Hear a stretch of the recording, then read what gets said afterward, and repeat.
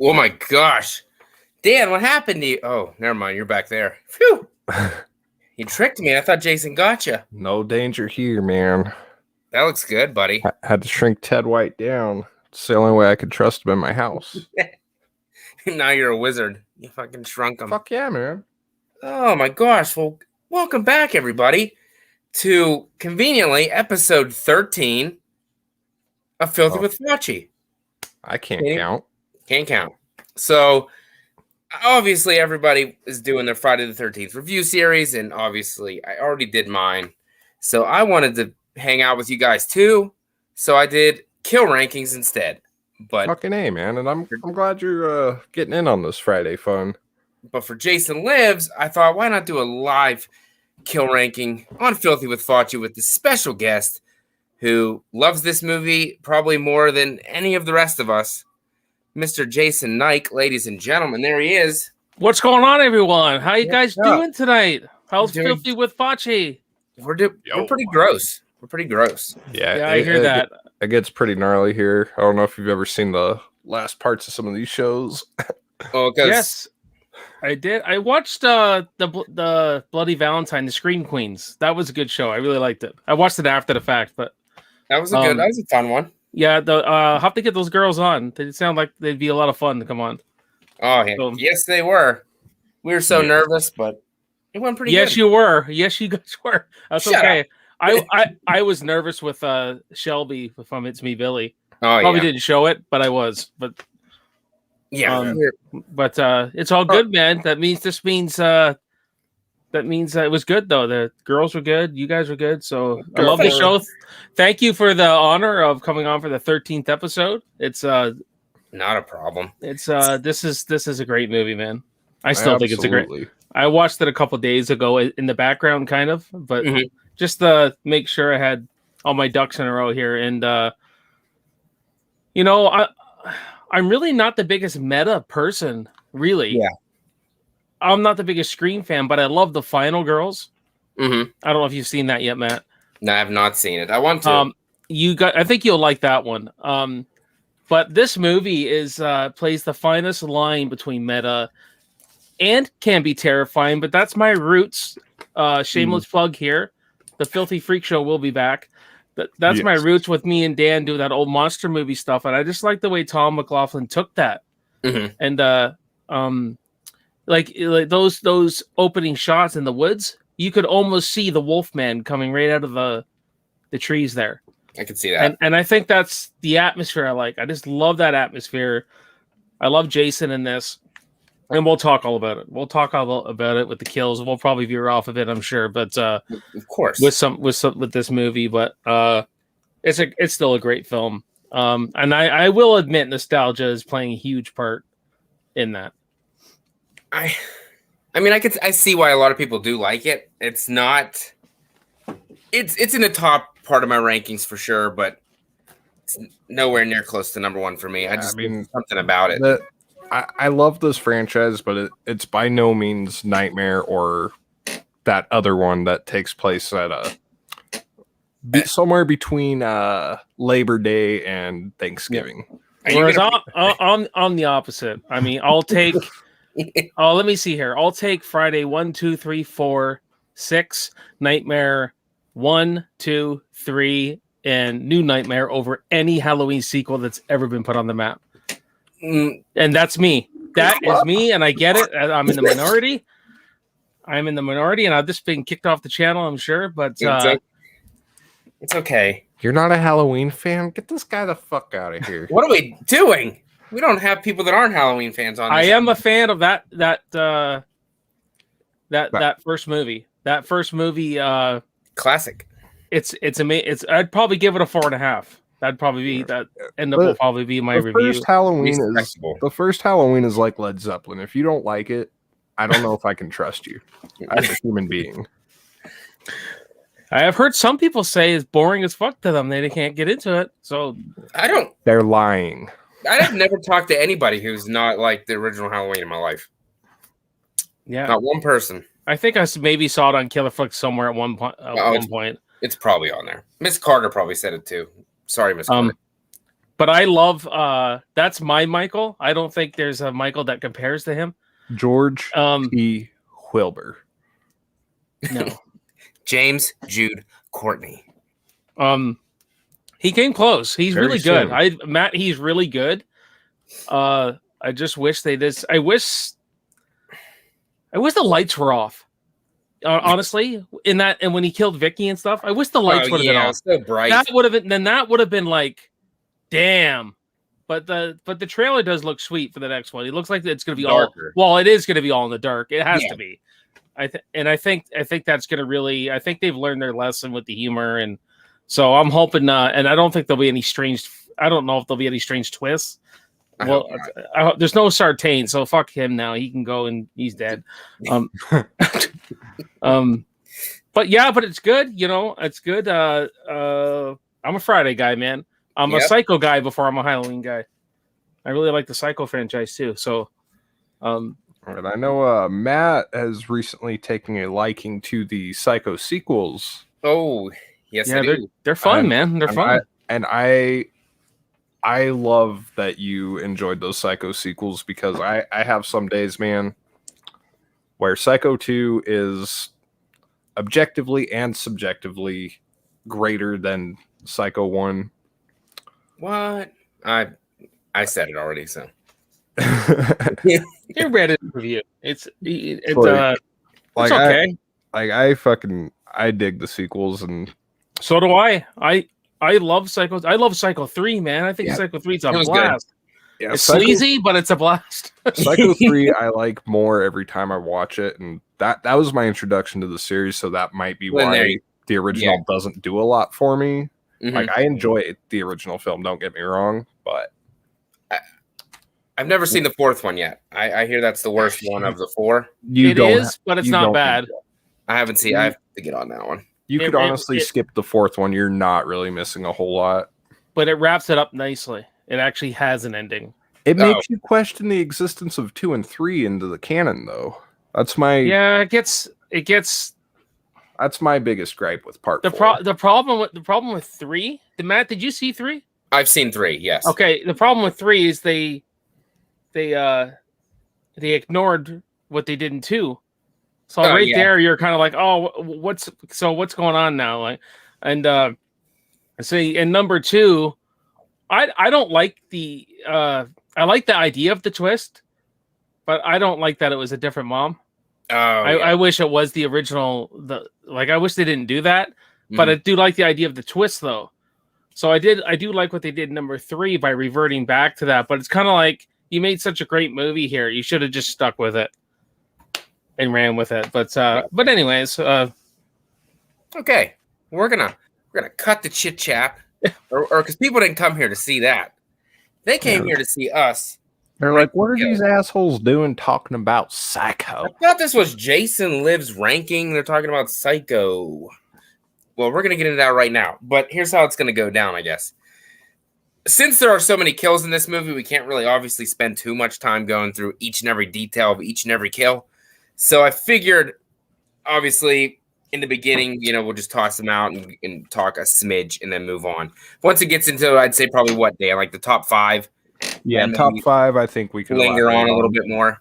Okay. Now, of course, in the top 5, I'm sure there will be somewhere one guy will really hit on some points that we all agree on. Mm-hmm. So we'll just say, to piggyback off you, yes, bang, bang. So as to not lingerers. Like the Cranberries. Yeah, exactly. Exactly. So in this film, technically, what did we say? 15 kills by Jason and then 1 that is Jason. So 16 in total. So ranking our 16 deaths from Friday the 13th, part 6, Jason Lives. And if you guys are wondering, why does it not seem like a lot? Well, that's because there are a few multiple kills that we decided we're going to count as one. Or what are we going to say? Are we going to say that the paintballers, well, the way this one fell was a lot better than the way he fell. So that's why he goes up 3 spots. Yep. Fuck that. That's what we're going to do. But before we get started, I guess we should, say our hellos that we've already went 11 minutes in and did not say hello to these awesome people. Hello. Okay, there you go. He said hello. Good enough. We got Miss Carter, Boogeyman, Brett from Good Reel, Flamethrower Fluff, what's up? Red Rusty, Wolfman, Art Wishwood, what's up? Nick Cooling, my man. Bacon Channel Q, Bell. Crandon, Martin. Oh, Shannon, what's up? Todd Thibodeau. Oh, man. Good stuff. Good stuff. Shout out to Nick for doing an awesome School of Rock stream earlier. Yeah, I saw that. I went to click into it, and it already ended before I could jump in and say, hey. I caught part of that, and it was absolutely a fucking blasty blast. Yeah, it was great. Jack Black, what a man. He's more man than I'll ever be. He's the best. Hey, Shannon, what's going on? So, I guess we're going to start with number 16. And since Jason is our guest, we will let him go first with his number 16. All right. The 3 paintballers, the triple decapitation. It's kind of just if they would have had that gag in there where you actually saw those heads just bloody well fly off, that would have been something. But budget concerns, the decapitation didn't really. They had to cut it all out because I just watched the other footage of it when I was watching Jason Lives the other day, and it was you just kind of see red and they fall. Yeah. Now what comes after that is kind of nice. I like, but as far as that kill, it's so fast. It doesn't, he does pulls it out, just slices them, and then heads over to Roy. So yeah, that's the last one for me. Fair. I can't argue with that one. Not one bit. Filthy, your last place. Steven and Annette. I had to Google their names, not only for this ranking, but even for my review. I did both of these at different times. Goes to show you how forgettable these fucks are. Their forgettability, I forget they're in there every time. And their death faces are absolutely horrendous. And we've seen the double impalement done miles and away better in this franchise, a la Friday the 13th Part 2, hashtag Shishkabed. Steven and Annette, number 16. They can die. Fuck them. Can't argue with that either. I'm hoping we counted this guy in the rankings because you just said his name, Jason. So I hope that he's included. I had my number 19 or 16 was Roy. Hopefully you'd put him in the list. I hope. Yeah. Roy's in my list. I don't know what happened to Roy. Does anybody? Well, he got fucked up. It was probably because of budget stuff. I know you don't like off-screen shit, but you know that. Well, we'll talk about it. I don't want to say all my whole 2 cents on it. But that's pretty simple. Why I didn't put him any higher? They don't show what happens. Happy Friday the 13th, Sheriff. So he had to go last for me because I didn't see anything that happened. And we got to say hi to Chris Snyder. What's going on? Just popping in to show some love. Still at work, but have a great show. Jason Lives rocks. Yeah, he likes that one. Yeah, man. And keep in mind too, Dan, with your couple in the woods, Steven and that was all the studio saying, we need more kills. So that was all after. So I don't know how much money they had to play with. It was done at a park in California. They said, let's just go to a park. Martin's kill and Steven and that's kill, but that doesn't really excuse it. They could have done something a bit more inventive, but they'll probably be coming up. So probably. Brett, that was. Are you really gonna ask who had the Halloween theme playing in the background? It was me. Okay, my phone rang and now I shut it off. So that was me. If Destiny was here, she'd tell you about it. Goes off all the time. And it couldn't have been mine. My ringtone. My ringtone is the immortal fucking Dragon Zord theme. Oh, that's beautiful. I love it. I love the Dragon Zord. It's good shit. Dude, real quick off topic, I was watching a Wham stream and Jay's phone went off. Jay apparently has that too, and I thought it was my phone going off. And I'm like, why the fuck is my phone going off during Wham? Wait. Nope. I'm watching Wham on my phone. Jay, good choice. All right, Jason. Number 15. Okay. The blonde deputy, looking through the woods, and Jason does the old ninja thing. Officer throws a screwdriver. Yeah. Lands in the boat. There's not really a whole lot of suspense to that scene. No. It's just an okay. It's like this. I will admit this movie has some mediocre kills. That probably could have been done better, but I think they all have some mediocre kills. To be honest with you, Yeah. you always find those. But yeah, Deputy what's his name again, Dan? Thornton. Deputy Thornton. Thornton. Yeah, it doesn't do much. That scene don't do much for me. It's kind of like just another kill to shoehorn in there. Yeah. Kind of thing. Fucking ninja. Hiya! Yeah. Talented. It reminds me like of a ninja star. If you got a ninja star thrown at you. Yeah, it did seem pretty out of place with the rest of the film, but the one thing I will give it, now if I remember, I'll actually say it when I mention that, because he's not too far off from here for me. Nope. He's there. But, he's there. Any more thoughts on the blonde deputy, Jay? No, not really. All right, so 15, I got Roy. I do like off-screen kills for the most part, but Roy, by the time the parts of his body are found, we've mostly forgotten about him. Mm-hmm. It's cool, a cool visual to see like his leg there, another leg there, and his bloody glasses. He was a fun character, but his death just, it kind of comes and goes. It's a literal blink and you miss it type moment. There was just an anticlimax to his discovery, so yeah, Roy had to come in pretty low, unfortunately. I agree. I won't argue with it. Like I won't argue with it. It's just I need to see something. I need to see anything. My number 15, I guess, would be I gotta go with Jay on that one. Officer Thornton. I don't need no handy dandy whatever the fuck he threw out of his it's like a screwdriver Home Depot belt thing. Yeah. So that is not what Jason usually has anyway, so whatever. And conveniently, what if he would have missed them? Then he would have been like, oh fuck, and then ducked back into the woods because of embarrassment or what? You know what I mean? I think at that case, he would have came charging at him with the head crush. I think that's what would have happened. But then he would have had to change his deal with the next cop, and fuck yeah, it would have totally screwed up his itinerary. And he conveniently fell in the boat. Conveniently, it's just too on the nose. Come on.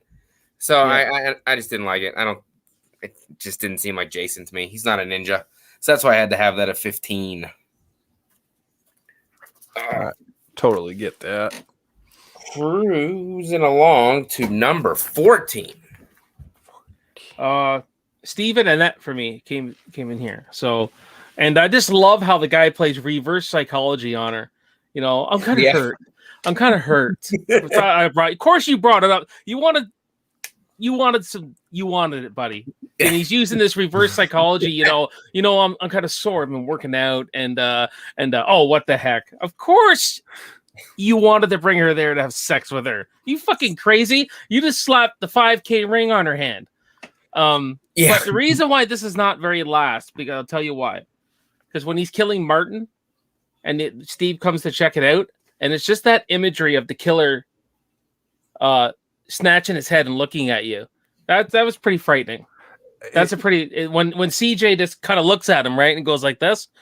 So that's why I think there's the build up. Like you guys heard me say, the build up, what happens before the kill, not just the kill. So that's why it's there for me. So I totally get that. And like I always thought the way CJ stops and looks, like turns his body, like he's got the one hand out, it always makes me think of Chucky. Like just the very robotic way he does it.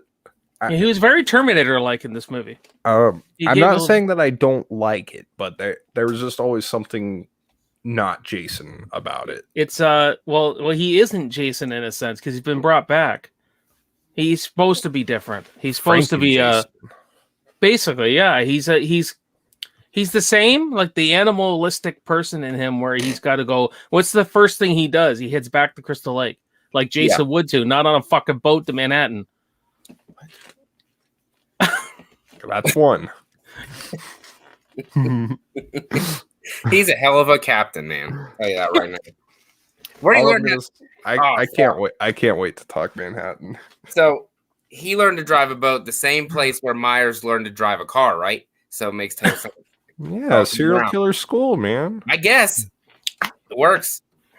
It's the Good same shit. place that the maniac learned to fucking charge at a car and fucking blow the driver's face off before he has a chance to run him over. I can't imagine. I don't know how the maniac jumped on fucking top of the hood of that car. He doesn't have that athletic ability. I mean, after Rocky probably came after him, he probably had to learn some agility skills. It's like, Rock, don't make me come and break your fingers now. Oh, Gazzo, I'm kind of doing Rocky 3 right now, trying to get a name out. And that's why he doesn't appear in Rocky 3, because I don't know. Oh man. What else we got? Nick Coley says I'm excited to talk Manhattan too. Why? It's Because we may have weird soft spots for it. no. I was not kind to it from what I remember. You were not. I try. I can't. It's fun to talk about those polarizing ones, I find. No. Well, you're all gonna find out next August. It's not fun. Filthy.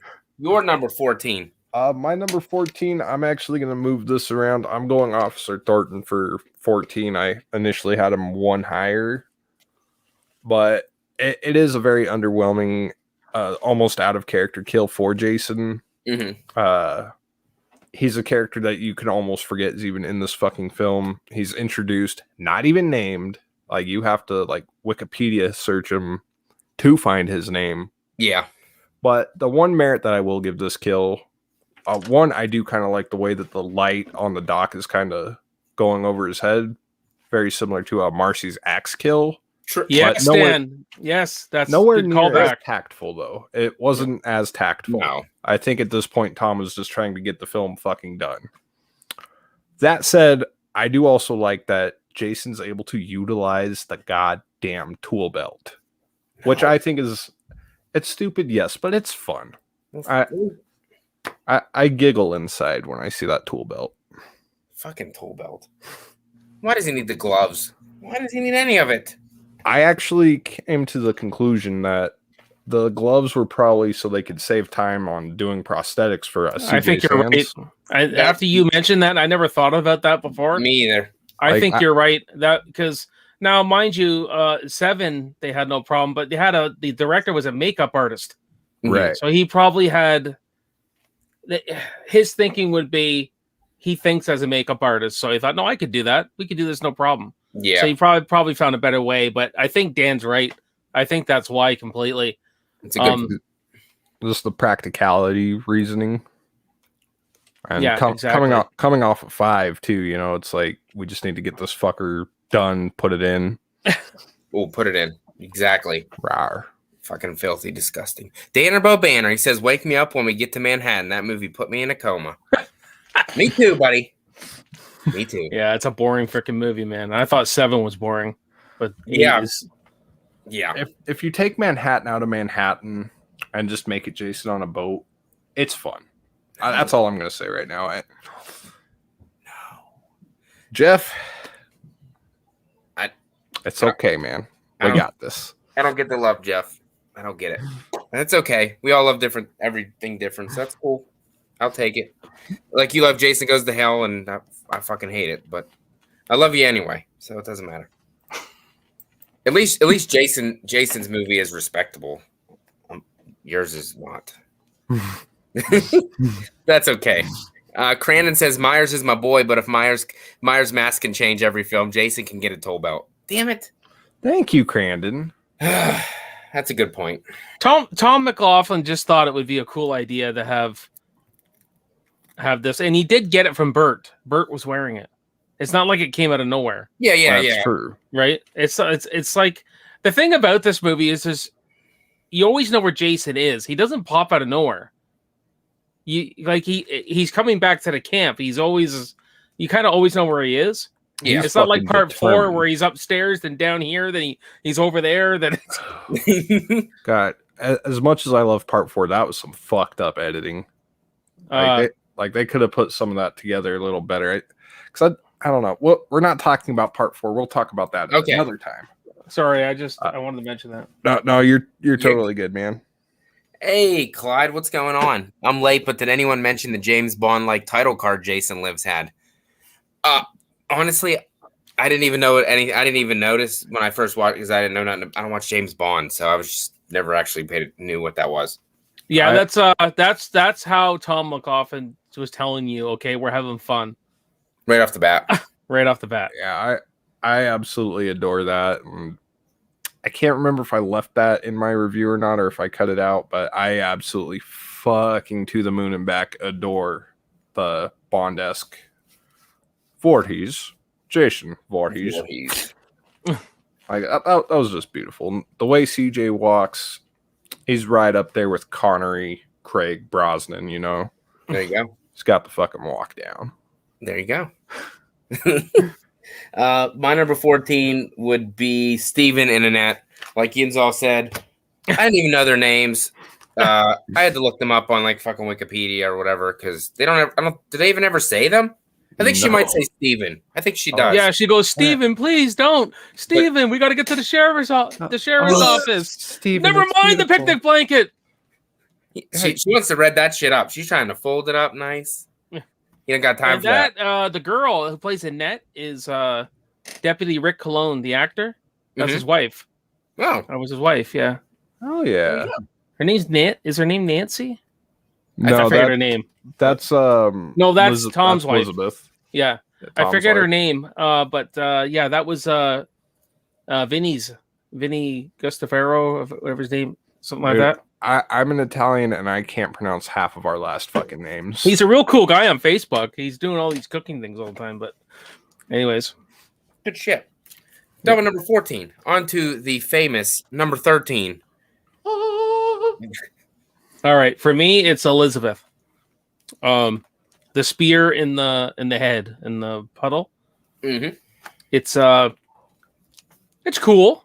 I love her character though. I think she would have made it to the camp. She would have had a blast. She would have been fun. But you know, she says that great line where he goes, "We should turn around." Has anybody seen enough horror films? Anyone wearing a mask is never friendly.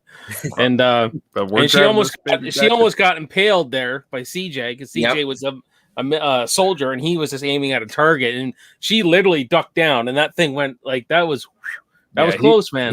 He was supposed to just hit the seat, but if you slow that down, you could see he dragged. Yeah, he goes right over, and they had a hard time with the breathing apparatus for the water. Breathing out for underwater, so it took a while to get down. So she's a trooper, and I think Matt, this is one where I think it would have been cool if you would have saw Jason lift the thing up and her head kind of come out of the puddle a bit, and you would have saw it. I think that would have been better. But good idea. Yeah. But yeah, that's where that one sits for me. Good pick. Yeah. Filthy. So I put Martin here. This one hurt a lot because I love Martin as a character. He's one of my favorite characters in this film. But I think part of why I put his death solo is because I didn't want to see him die. I'd rather he just disappear from the film. Mm-hmm. Because I like him that much. So part of it's out of spite that I'm putting him this low. I gotcha. I mean, it was like from this point on, I really do enjoy all these kills. So don't get me misunderstood there. Mm-hmm. But I really do like the whole idea of him being so piss-ass drunk. But knowing that gravity should have taken care of that bottle like a second and a half ago. Well, he was waiting for it to smash. I think that's what I'm saying. Like when you notice that there's something wrong with gravity there, that's enough to sober your ass up quick. So I love how they kind of had that. He's like, the fuck, and it was brutal. It really was. But I guess killing Martin saved us the dare I say ridiculous Halloween 5 territory of a potential direction for the series. And the blood was coming out of the bottle too. Oh yeah, It's dripping out of the bottle, right? yeah, I do believe so. Jason's dad. I can't believe they killed him. It's fucking crazy. Yes, that was supposed to be a whole. Yeah, See, he you know was- what? You know what? he was I would have. taking payments from Elias Voorhees, I think is what it was supposed to be. Yeah, and if they would have ran with that idea, this is what they should have done. They should have ran with that idea, and Jason Goes to Hell would have been actually probably a really good movie. If they would have eventually gave you all this lore and built it up to that film. For that reason, yeah, I could see that, but I feel like if they'd have kept Elias in there, it would have ventured into that weird Halloween 5 rut that no franchise deserves to get into. And I say this as with Halloween as like my top fucking franchise. No franchise deserves a Halloween 5 entry. No, even though there is a fan base for Halloween 5. Oh, and I respect the hell out of them for adoring I want that. what they're smoking. Because it's a fucking weird ass movie. So that's all I gotta say. Miss Carter, welcome back. How you doing? Miss Carter? Hey, Miss Carter. My number 13, since I already fucked up my list because I read the wrong numbers, but we're gonna keep rolling on. My number 13 is gonna be Officer Pappas, the good-looking officer who gets his head crushed, and it's because it didn't really show anything. Again, just a head crush. I like the head crush better in part 7. Better than this one in part 6. And I don't like that guy because he wasn't there to do police work. He was just trying to look all fancy and look all suave, checking He thought he was Burt fucking Reynolds. He did. And I'm glad Jason took him out. So, but I didn't like it that much. Talk about it, but I don't mind it. I like how the blood goes right on Jason's mask. Yeah. That was really cool. The look when fucking Garrus finds him too. It's got like that fucking snot and and also Matt, if you watch they kind of had to cut that kill down. You actually see his head get crushed like a lemon, like you see it crack open, and really, yeah, like it's not. They don't linger on it too much. This one falls victim to what 7 did, just not as much. Mm-hmm. They were cracking down on them in '86. And it's actually, you know what I mean? It would have been really nice to see these kills in full glory. Yeah. What else? All right, my turn? Yeah, yep, number 12. My 12 is Roy. Let me go into a little. I love when he shoots him with a paintball. Well, yeah, that's funny. I actually think it's actually like Jason's like, you kidding me? You're dead. You little You're fuck. dog meat. And then he comes running after him, and it switches really rapidly to terrifying. Because this actor is like, help me. He's running, but I want you guys to think, because I don't know if you know this movie like beat by beat like I do, but Roy's running this way to the camera, and you see the background. Mm-hmm. I wish you would have seen Jason walking really fast following him. It would have been like a shark following its victim, kind of. I think that would have been cool if they would have done that. When I was watching it the other day, I thought about that. I said, man, Jason should have come right in the frame there like that. That would have been cool. But this character, Roy, he's like Ernest. He's a character who's like Ernest. And except for Jim Varney is amazing. But he's kind of like that. He's like, you could almost see Ernest going out there playing. He goes getting lost and being ridiculous and stuff like that. Help me. But yeah, it sits there because I get a lot of entertainment out of that scene. And I like how the tone switches from lighthearted to terrifying in an instant. As soon as he hits him with that paintball. We're laughing. I hit him with a paintball, but as soon as he goes, this is like that, it's like, holy shit, it's on now. So hell yeah. That's why I like that. I wish I'd have thought of that fucking Ernest comparison there though before. Good one. That's why I'm here, gentlemen. That's why I'm here. Dan, Apollo Balboa in 1985. What's going on? Hey, Apollo, how you doing? Second Rocky reference of the night. I love that. You're crazy. But anyway, number 12, I got Elizabeth. Again, really cool kill. You see the Marine and CJ really coming out there, like, yeah, target oops, almost killed the director's wife. Just that alone elevates the kill. There's a lot of the behind the scenes with it. And it's topped off with one of many great little jokes in this film, the American Express card. Yeah.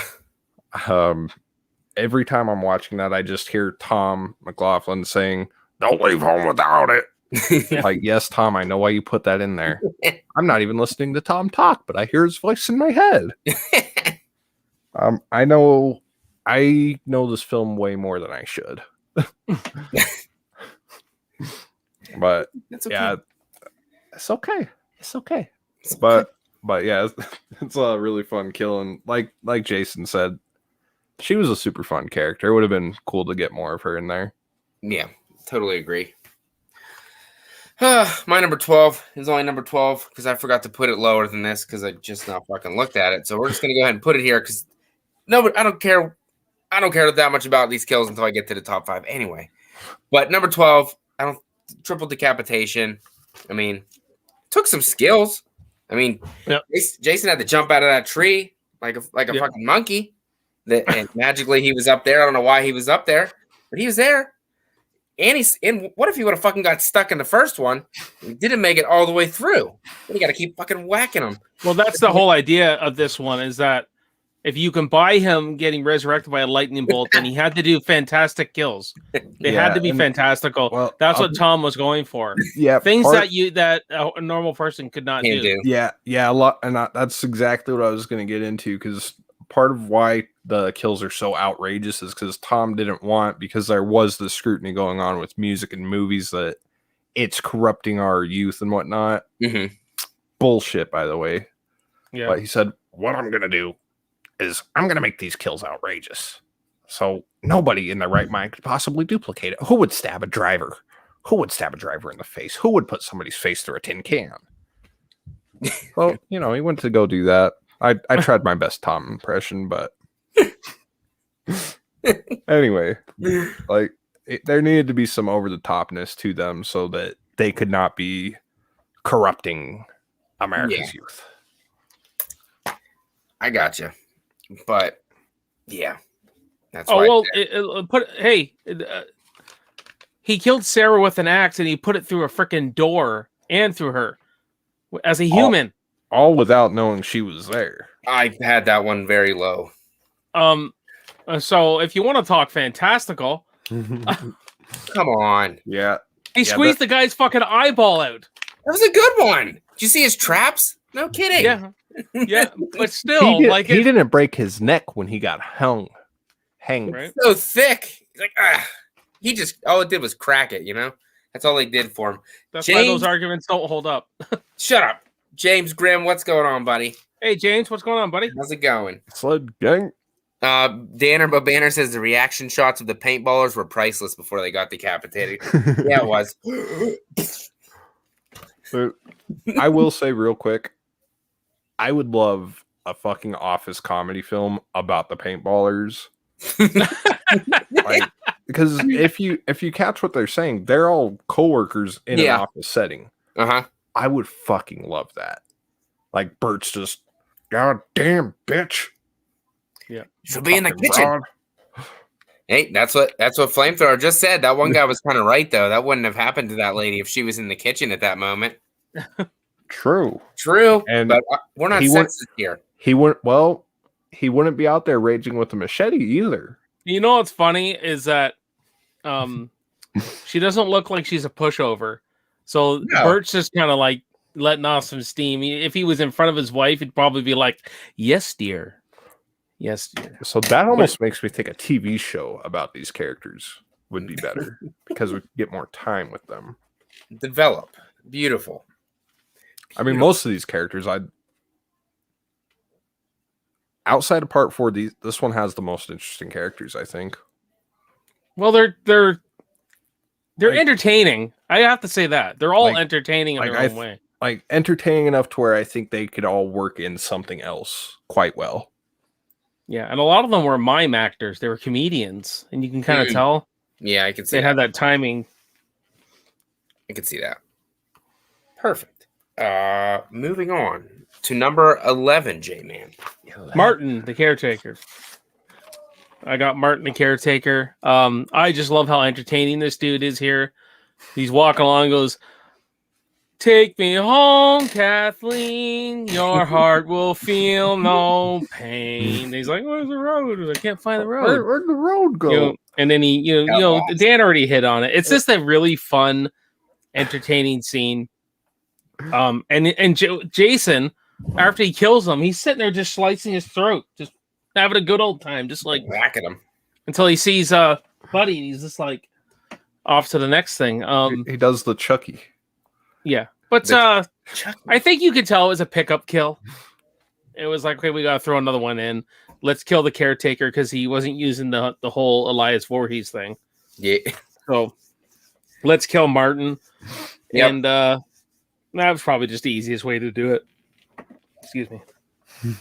Makes sense. Filthy. Number 11, I got Darren.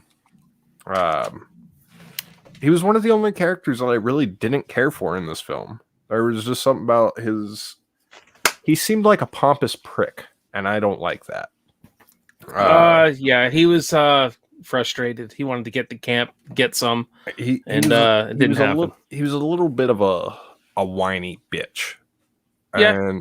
But to see him die was pretty cool. I like the idea of him getting speared and fucking just tossed over. Like, what? Like, what? Yeah. I the balls. I don't know how to elaborate it. And yeah. I'm not even gonna go to he was the bad guy in Ghost because I haven't seen Ghost. So oh, dude, that's a great movie. Yeah, he went on to be a really, really good actor. He was the guy from the Last House on the Left remake, right? Yes. The dad. Yes, he was. Yeah. Okay. No shit. Yep. Yeah. I thought he looked familiar. He's a good dude. That was a good movie too. I love that movie. I like the original just a little bit more because, well, you guys know I like the dark endings, so yeah, that's why I prefer the original on that. I'll get back to you on that one because I haven't seen it yet. I haven't seen the original. So it's one I don't want to force myself to watch because I'm not really into the. Yeah, you need to. It works really good in the morning, like before coffee. Oh, like ruin your day. You could substitute. Eat some dick right in the morning. Okay, cool. You can substitute it for a cup of coffee, honestly. Hi, Emily. Emily, Boomer, what's up? And Beth, how's it going? Hey, Beth, what's going on? Yo. Miss Carter says she loves the child actors, especially the two boys talking about what you gonna be when you grew up. I think we're dead meat, buddy. So what were you gonna be when you grew up? No, I wonder if Andy would have been there and had Chucky with him. That'd be an alright story. You know what I mean? Good crossover. Have him in the bed there. Chucky, what are we gonna do with this guy out there? Shit, knowing our luck as horror fans would be fucking Tyler from Child's Play 3. Tyler! Charles! I need to find where's Charles? You leave Tyler alone. He's an army guy. Hell yeah, Crandon. The music is great. It was a good soundtrack.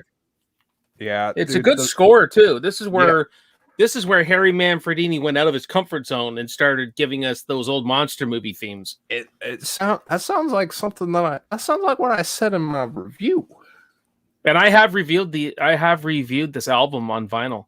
It's one of my early videos. Good shit. Andy. Yeah, Goodreal says, Andy, you forgot your books. Charles. All right, my number 11. Charles, stop killing. Charles, you're supposed to be a good guy, doll. I thought you guys only said 3 sentences. I'm no and improved. Fuck, now I'm in the Child's Play 3 minutes. Get off Child's Play. We ain't talking about that. Fuck. Number 11. Oh, damn it. Where am I at? I don't know. I'm gonna go with Darren too. He just kind of like gets thrown in the air, like fucking looking like a star, fucking flying through the air. So it's not really. It's kind of more laughable than terrifying. But Jason got great distance on the throw, so I'm gonna give him mad props for that, and that's why he beat out 5 other spots. So Darren, number 11. Awesome. God damn right. We're on 10. Cracking Yes. the 10. Here we go. 10 is Darren for me. Flying in he's, number 10. I do like the whole build up though, where Jason's just not moving out of that freaking road, and he's just standing there. Yeah. You know, he's warning people now. He's actually warning people and smashing the light. Don't piss me off. And it's great. It's great how he just throws him over his shoulder. I like it. It was really, when I was a kid watching that the first time, I was like, what? Yeah, the first time I watched that, I think I thought that was Tommy Jarvis because he looked enough like Tommy. So it really confused me. I'm like, weren't you just thrown in jail? Did she bail you out? What the fuck did I miss here? Nope, they killed his ass right off real quick. But the whole atmosphere is great. What they're doing with the forest, with the fog and everything. Oh, yeah. Beautiful. I love that. But yeah, Darren comes in at number 10 for me. Good stuff. Darren, bye-bye. Number 10, I got Sissy. Sissy. Another fun character. The death was pretty cool. It was pretty funny because you get the very cartoony thing of her getting pulled out the window and her slippers still being there at the floor. There's so much humor in this, you don't notice it until you really start analyzing the film and looking critically. Just that little setup there is like, oh, that's fun. She's trying to be all funny and she gets that. But the head twist, it's like not only does he break her neck, but he twists her head 180. But he yanks it off her shoulders too. That's fucking savage. I want to ask you, how would you feel if you had pop poured all over you? Oh, I'd rip a bitch's head off.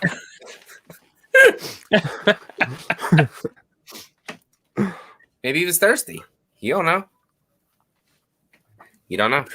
Maybe he had his mouth open. He was chugging that shit. Oh, maybe. She just up and stops. Maybe. God, what was it? A Coke? Was it Coke? I don't know what I don't know what it was. It was That's a good trivia question there. I thought it was a Coke. Maybe he's a Pepsi guy. You don't know. That's why he killed her. If that's the case, Jason and I are not good friends. Oh shit! I got Coke too, dude. Oh, Are we sponsored yet? And he has a monster. I got the Hulk version. So does that mean we're Coke monsters? Monster is Coke, isn't it? Yeah, I think so. Because whenever I was working at the gas station, I think the Coke guy would bring us Monster. But we're Coke monsters. We're Bob Ezrin up in this bitch. I wish I had a Monster, but I already drank one of those earlier, so I don't want to drink another one. No, yeah, that's you'll never sleep tonight. I never sleep after a stream. I'm always so excited after it's over. Oh, really? That stopped happening 30 streams ago. No, I still really am excited after everyone. Oh, I wish I was still like that. I think everyone's the best one I ever did, and then I rewatch it and I'm like, man, that sucked. But we're gonna think it was good. Got to. My number 10 is I gotta go with Paula. I know Jason probably got this one. I know you probably got it high. I know you love it. I gotta rip into you on that. I'll tell you why when I get to it. Tell me your thoughts. I want to hear it. You knew I wasn't gonna like it. I don't see anything. I don't get why you don't like this one because it reminds me of another killer. You talking about Myers? We'll get to it, and I'll explain it all to you, my friend. I don't know. I just didn't like it. Hot button issue. I mean, yes, it was bloody. I mean, that's cool. Hey, I'm surprised it made it this far. I honestly am. I thought you were going to have it like at 14 or something. Then you should be proud. I am. I'm very proud. But still slightly upset. Still slightly upset, but you know me by now. If you're not going to show it to me, I knew that wasn't going to be high on your list. That was one I knew we were going to disagree on. I don't really have much to say. And I really didn't. I don't know why I didn't like that girl that much, so that didn't help. Yeah, she was kind of the least of the bunch. Yet she's modeled after Laurie Strode to a T.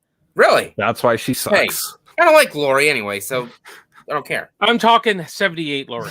She's pretty much 78 Laurie. I don't like her either. Well, Especially. We'll talk about it because there's a lot I want to talk about that scene. So I'll tell you my thoughts. But I want to hear yours. Why don't you like it?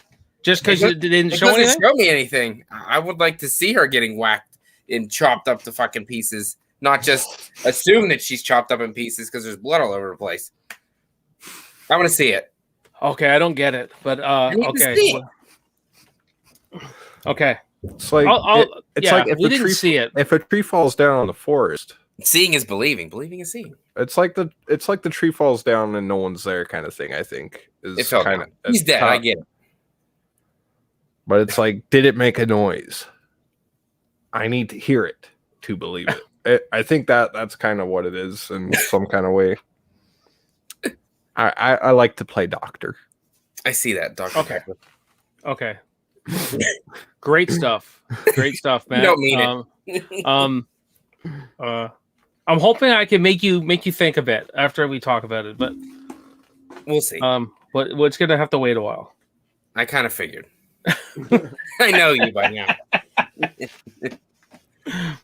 Dan, he's gone. Is it his? Is it my turn? Yeah, it's your turn. Something. Come on, handsome. Deputy Handsome, I got as I call him. I love when Jason crushes heads. Whenever he does a bare hand kill, it's just it just goes up. We had Mark in part 4. He got his fucking head crushed in freaking tiles. This is great. I don't need to like the character for the kill to be good. Mm-hmm. Whatever, right? He just crushes that, and you just see the freaking blood go all over his face. I really like it. It's not high on the list, but I like the way he charges in and grabs his head.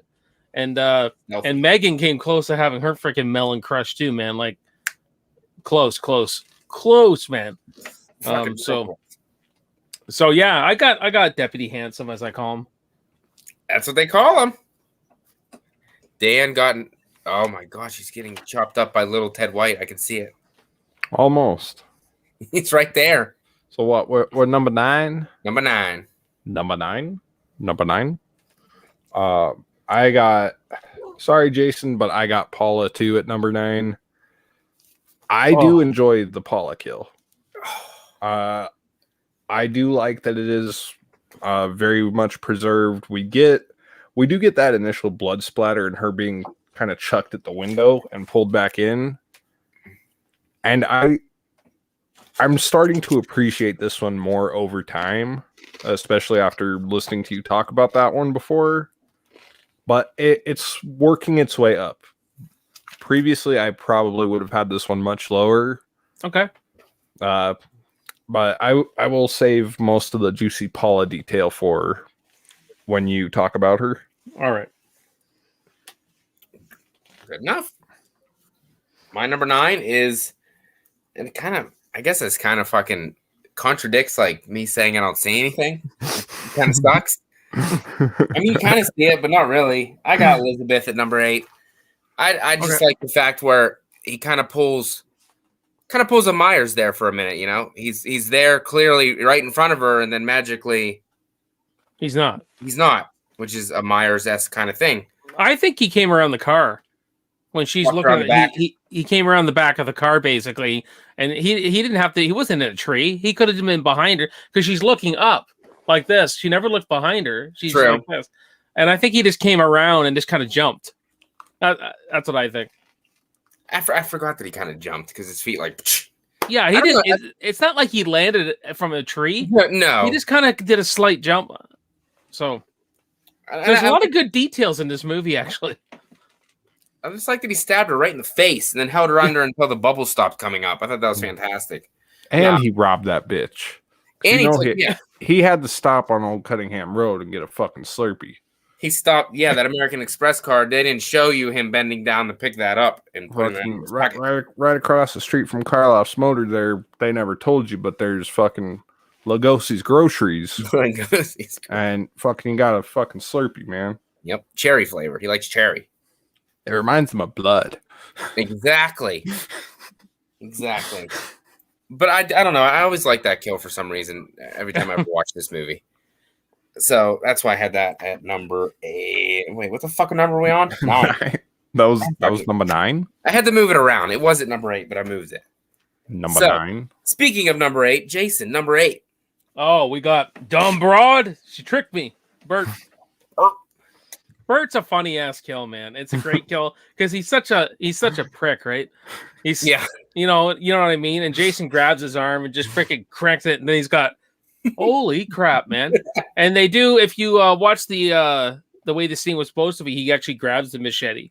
Oh, that'd be cool. Grab it, but it looks really awkward, so I can see why they took it out. They cut all that. And Video Tasties mentions this a lot.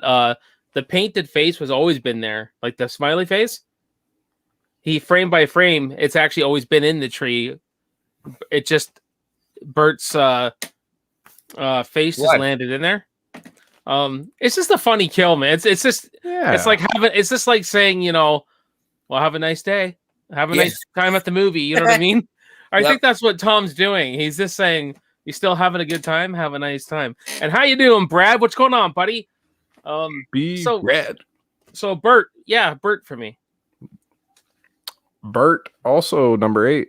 I enjoy the fuck out of that kill. I always have. I was a little kid when I saw Jason Lives for the first time. Mm-hmm. Never had a problem with the smiley face in the tree. Yes, it's stupid. Yes, it's goofy. But I fucking love it. And it's funny because I always could have swore when I saw it on VHS as a kid, I always could have swore that I did see Jason swipe Bert's hand off of that machete. And when I watched it again as an adult and he's just kind of holding it and looking at it and it cuts, I'm like, no. So now, I will say that's probably the one moment in the movie where, okay, you went a bit too far here with the comedy. Is that part? Even though I like it, when people say this movie is comedy, I don't like it, or I have a problem with it. I will say that. Yeah, you probably went a bit too far. But I was a kid when I first watched this. I didn't understand what was. I mean, when I saw this movie, I thought it was terrifying when I was a kid. Mm-hmm. Yeah, and I think for that reason, that's why you and I both kind of can forgive that a little more, because it's like it keeps the kid in us alive still. Well, it's like Halloween 4. When I watched it in '88, I was 9. I didn't find it scary, not one bit. Not one bit. That movie was scary. I was like, well, I want Jason Lives on, please. That's me though. I didn't find it scary. I thought the ending was cool, but when he's just walking around with the bandaged face and he stabs the guy underneath I thought, this is lame. When I was a kid, I have a lot more appreciation for the movie now. Mm-hmm. So I don't know. Good pick at number 8. Before I give my number 8, I know you already said hi to Brad. Brad, what's up? And I don't know why you keep calling me the GOAT. I mean, I appreciate it, but the greatest of all time, dude. Until my subscribers say otherwise, I'm not. But it does make me feel good that you always say that, even if you don't mean it. I appreciate it anyway. Red Rusty says it just means Jason is the smiley face killer. True rhyme lovers get it. That's the smiley face killer is actually I like that movie. I don't know if anybody's you two have even seen it, but I liked it. Surprisingly, I've never seen it. I liked it pretty much. It was based on a true story, and I think I think a guy got killed like that down in Pittsburgh, which isn't that too far away from me. So it kind of hit close to home because I remember reading that in the news, and then I saw the movie, and I was like, "Wow, it's fucking real shit." Why the fuck are you making a movie about this shit? And every time I see a smiley face somewhere like that, I'm like, "Oh shit, somebody must be dead." But my number 8 is also Bert as well. And I'm just glad that there was some proof that the smiley face was in the tree before he slammed against it, because I said that way back in my review that that's what I thought happened. And I'm glad that there actually is proof that it was in there before, because people were saying that wasn't really real. But I'm glad that it was, because I kind of figured he wasn't smacking into the fucking tree, because it wouldn't feel very good. But yeah, I like the kill. It was fun. Like you said, I seen this as a kid, so obviously, I mean, I didn't find it scary. I thought that was funny, and I always thought it was one of the most memorable kills to me back when I was a kid. Yeah, when I was a kid, it wasn't scary. Like, it wasn't scary to that. The opening was. Yeah, But I mean, if you know me, opening up a casket, that's something that always terrified me as a kid. The thought of that, seeing a dead body in a. So as a kid, you could imagine how that played on my conscience, right? And totally. and you put a cemetery in a movie, you've sold me already. Like it's one of my favorite things about horror is when it's graveyards, all that kind of stuff. I can see that. Damn it, Brad. I was referring to the movie, Matt, but yeah, you're the go-to. Wow. Damn. Fuck that, man. Should have specified. Now you just made me look stupid. Got his hopes all up there for a second. Fuck that. I'll pull up the messages you sent me, Brad. You see, I get off on other people's disappointment, so you're happy now. So I've got a little goat going on here, yo. All right, number 7. I have my man Court. This dude is way too much of a freaking loser to have a sexy girl like Nikki. I agree. In my mind, but he's funny, man. He's rocking out. He leaves her so frustrated. he's freaking rocking out. And he's like, gets in the RV and he's just freaking, no, baby, I want to rock. He's got that Alice Cooper music and he's like, and he's, what are you doing? Taking a dump back there. The whole scene is fun. And the whole scene's fun, man. And a big shout out to Darcy DeMoss, too. She's coming back as Nikki for Vengeance Bloodlines, the sequel. Ooh. She announced that on Instagram yesterday. So Nikki will be returning. Awesome. Somehow. But as far as Court's he's your typical, I think though, I don't think these people are teenagers. They feel like more like 20. Yeah. 19, 20, 21. That's how they feel to me. So, and Court's just, he's just that guy who's freaking like, obviously this ain't their first time parking an RV and doing this. No. These two clearly have hooked up many, many times. The way they talk to you. They talk like an old married couple, really. After she gets frustrated. Well, I mean, I wonder because he asks, who the fuck is Horace? When she's like, Horace is going to kill me. Who's Horace? My old man. Well, he doesn't know her that well. But he's rocking it out. He just got off. And she's frustrated as hell. Yeah, so she's pissed off. Yeah, so she's like just stuck in freaking on the mountain peak and hasn't, she's just freaking. She's like, I love it. I love when she goes, when he pulls the power and she's like, fuck! She did such a great job. When we'll get to her, but Court, he represents youth, being young, being with a chick, having the rock music going, having some beers. He's just like on top of the world. And then his kill's not too bad. It just looks awkward.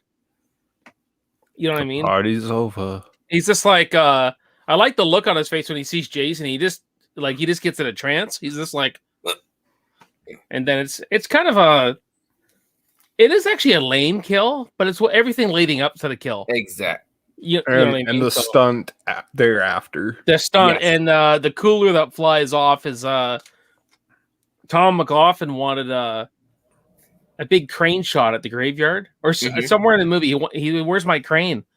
And the guy who coordinates everything says, no, you don't need that. The production budget guy. So you don't need that. So Tom had to think on his feet and come up with something else.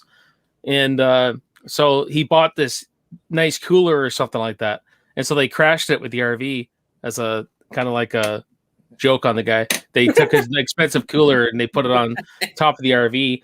And what makes Court, if we're talking about a little after the kill too, that image of Jason standing on the RV, that's just the best shot in the film as far as cinematography. And I mean, you could paint that bitch up and hang it on your wall and it would look beautiful. 100%.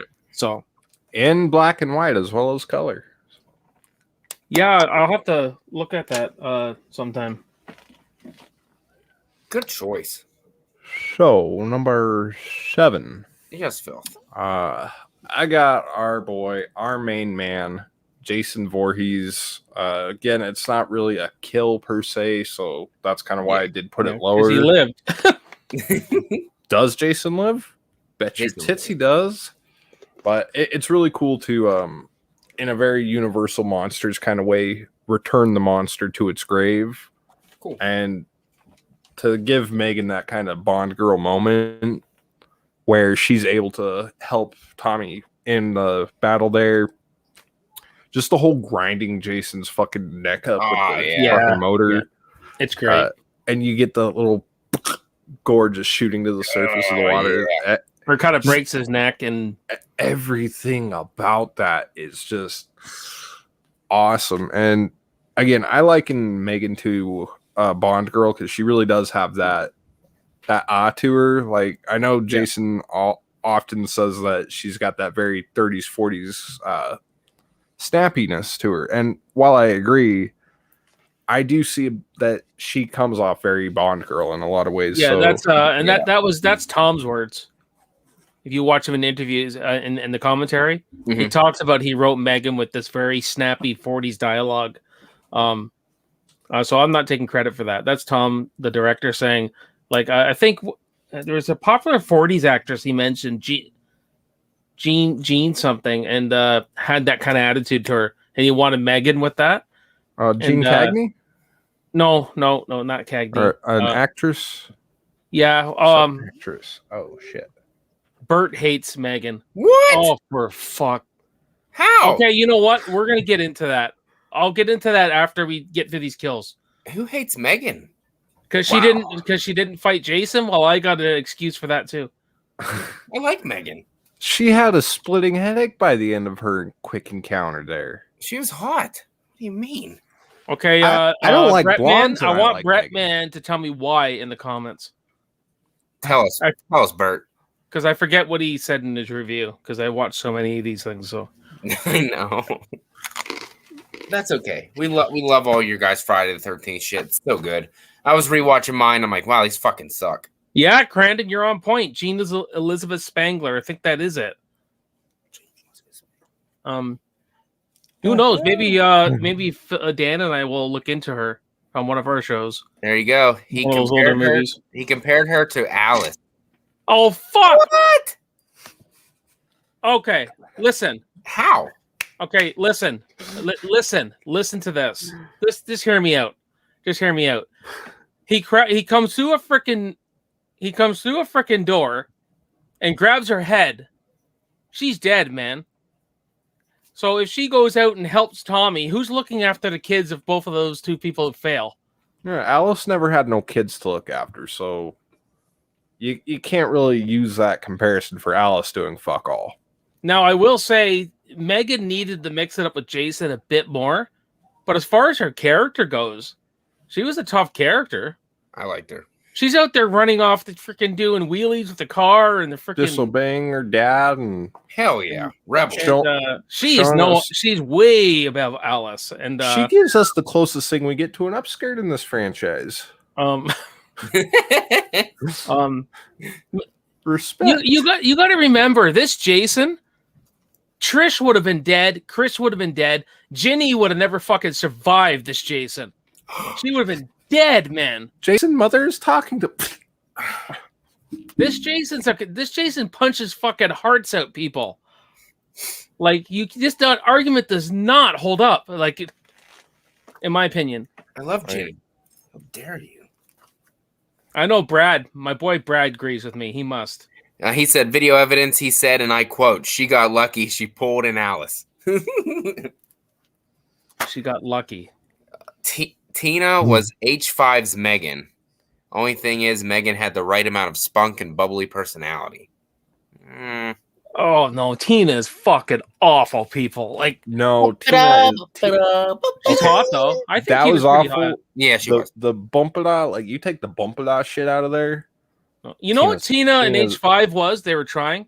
I think they were trying to capture PJ Soul's Linda, but executed either with her or he didn't direct her well enough. It was supposed to be that bubbly, fun girl that we all want to freaking be with, right? Yeah. But this was not executed at the same level. But Hey, that's why we all have different opinions. I respect that, Brett, but you're wrong, and that's it. I respect it, but you're wrong. All right. My number 7, I got Martin. And I think the reason I have him up there, he has a soft spot in my heart. I something about him. I fell in love with him, and he should have lived. But like you said, they wanted to add another kill, so he was disposable, and I think he has one thing to tell us right now. Does he think I'm a fart head? Yeah. Martin is the best. He's so funny. Dude, he's like the man. Yeah, I love him so much. That's why I had to put his kill lower, because it just hurt, man. I know. He's so good. I like the kill. He fucking threw that freaking bottle, and he keeps waiting to hear. What the fuck? Psh, whoop! And he fucking, like you said, he keeps whacking him after the fact. Like, he's been dead for 20 minutes now, Jay. You can fucking lay off a little bit. Oh yeah, he's like just sitting there. Still whacking the shit out of him. But I like it, and I just love Martin so much. That's probably why I had to put him so high. Katie May, what's going on? She says, #justice for Tina. Where did she say that? Thank you, Katie May. You can't see it. You can see it now, though. Right? Hey, Katie, how you doing? Oh, she likes Tina. I don't. You know what? I regress on that. I don't mean to say she's awful.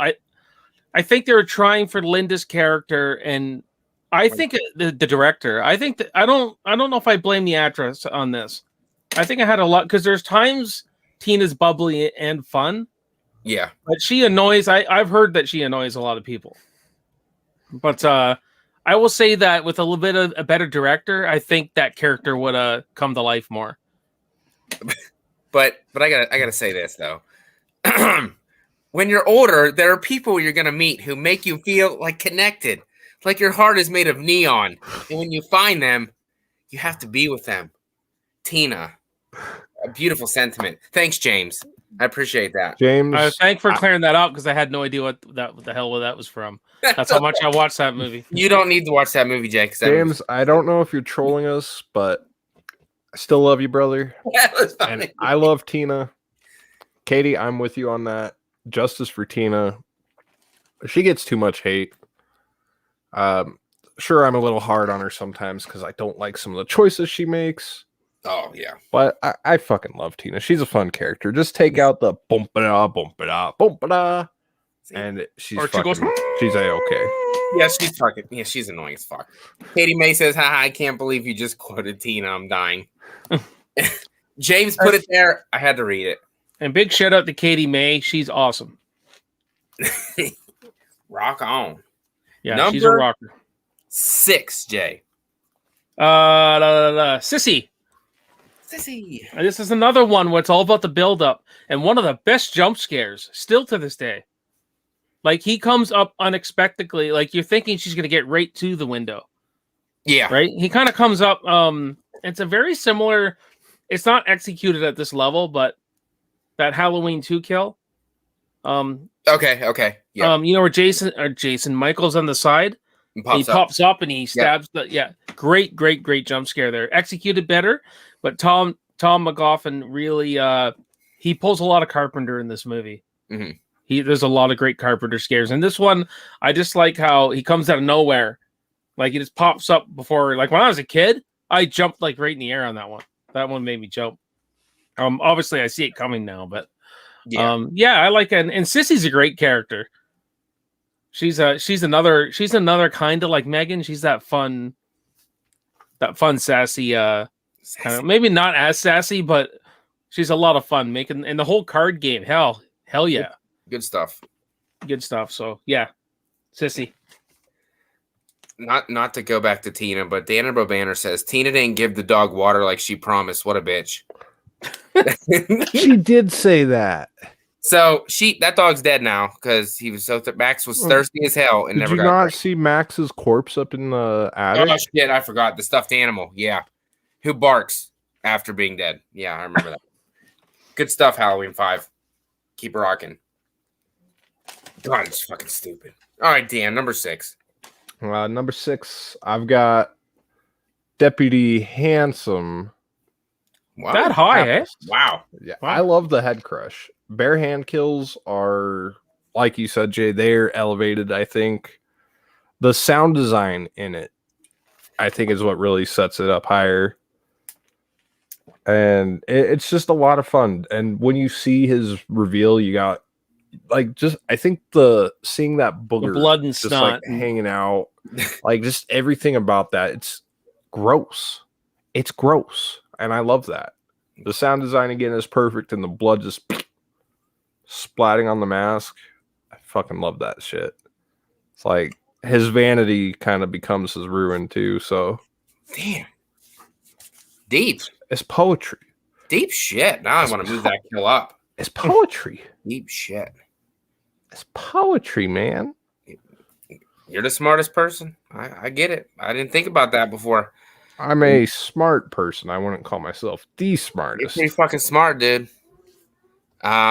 James, still going. Take me, but spare my friend. She's a virgin. Man, I think you love Halloween 5, James. He got mad because we were calling it out. I think he's trolling us now. Come on. He's pissed now. I see that. My number 6, I got to go with Court.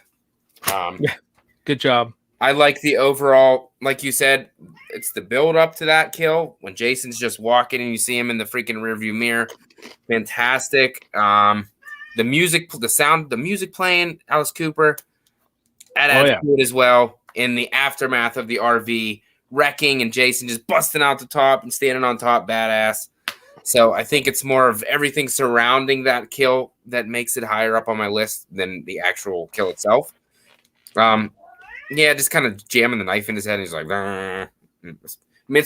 Stein, yine. boom. So overall kill, not that great, but that part of the movie is that great. That's probably like the best shot scene in the movie. So that's why I had to put it higher up on my list. So number 6, Court. John Travolta's nephew. Way to go. Yes. Tom Fridley. He got whatever you catch before you get the Saturday Night Fever. It's like the Friday Night Shakes or something. Friday Night Shake. Isn't that the end of the song? Wasn't that the end of the song? Yeah. And Tom had to put this in. You actually hear him taking his rubber off. Yeah, I There's a little love that. like that. He put that in there to promote safe sex. Yeah, and I love that if you listen, you can hear that. And like when she says you didn't already, she's not looking at stains. He's going like this. Oh yeah. And might I say he had a pretty lame orgasm. I'm just gonna put that out there. Isn't that the end of the song? I had to put that fucking clip in there too. What's up, the end of the song? I just love the look on his face, when it's only 10 more minutes. He looks like he's being crucified to the freaking stake. It's like only 10 more minutes. He's at the cusp. He's about to. It's like, do you got another like 12-minute song after this that we can vibe with? Shit. Have a good night, Destiny. We'll be young again. Nick Colling says Court's Native American speech may not be politically correct, but it's hilarious nonetheless. Oh, dude, absolutely. Squaw. He's like, you build these rock, you knock them over. You know what I mean? Dumps this chick or squaw, whatever. It says, yeah, that kind of goes. And kid's like, yo, I don't want to be here either. So goes to meet up with his dad, knocks the rocks over. I don't know what the fuck he's trying to get out there.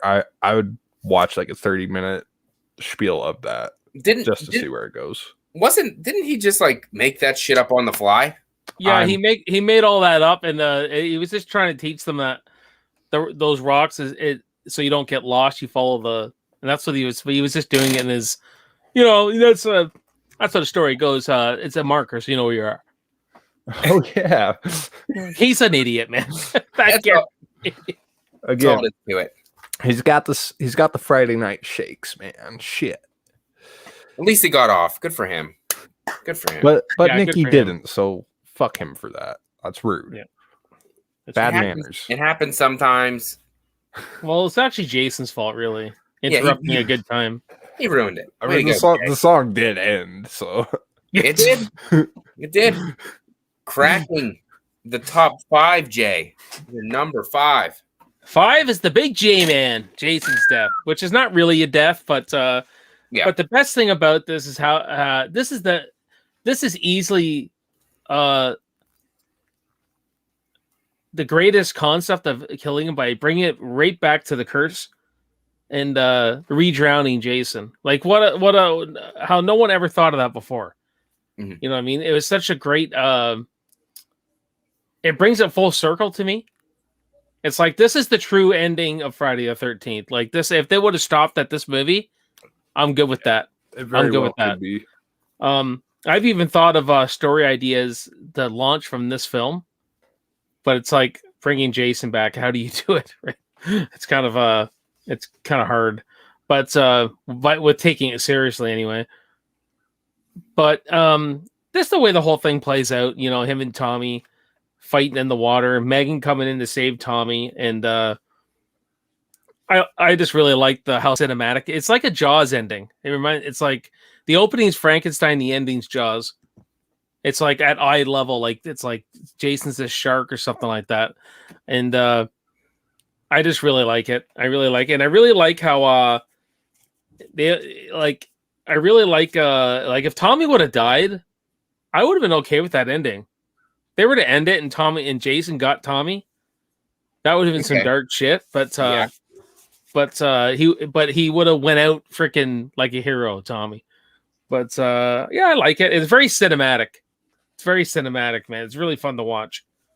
Yes, it is. I do love the ending of that movie. Brad says you get Carrie to make him float again. Easy. There you go.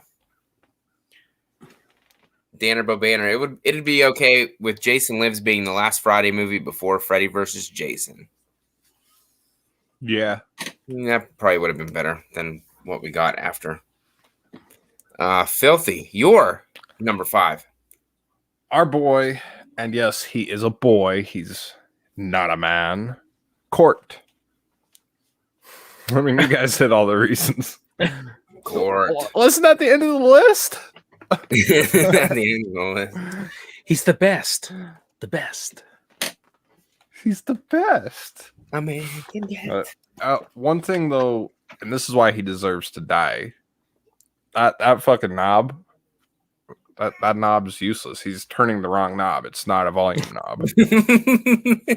Like he's turning that shit and it's staying at the same volume level. Like what the fuck? No, baby, man? I want to rock. I want to rock. He fucking falls back the hallway. But like you see him, like every time it keeps cutting back and forth, like you see him just cranking that volume up higher. Don't get any louder. It only gets louder once, and that's when he first hears it, and he's like, "Oh yeah!" And then he's like, "I love this. Never driven a house before. Yeah, I'm having the time of my life." yeah. This is great. This is great. You need some company back there or what? Taking a dump. But yeah, Court. I mean, you guys again hit all the big points on that, so I'm not gonna spend too much time there. And he was with annoying kids all day. Like to him, they were annoying. Yeah, he needed the unleash the beast. Really, he needed to have some fun. So beast. All right, my number 5. I went with Sissy. Good choice.